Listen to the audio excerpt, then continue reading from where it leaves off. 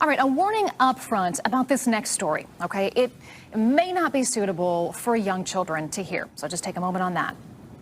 We're talking about a new bill in Columbus. It's getting a lot of attention. It's nicknamed the Conception Begins at Erection Act.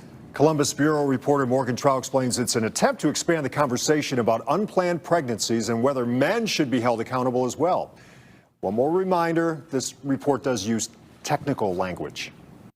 You don't get pregnant on your own. That's why gynecologist and Ohio State Rep Anita Somani wants to start regulating men's reproductive health care. If you're going to penalize someone for an unwanted pregnancy, then why not penalize the person who is also responsible for the pregnancy? She introduced a bill that would make it a felony for men to discharge genetic material without the intent to fertilize an embryo. There are some exceptions, such as if you use protection during sex with a partner or masturbation. So what this would apply to is consensual sex without a condom, without actually wanting to procreate. It's beyond ridiculous what's going on here. It's a mockery of the most basic biological concepts. That sentiment is something both anti-abortion advocate Austin Beigel and Somani agree on. If you think it's absurd to regulate men, then you should think it's equally absurd to regulate women. So this is really a statement.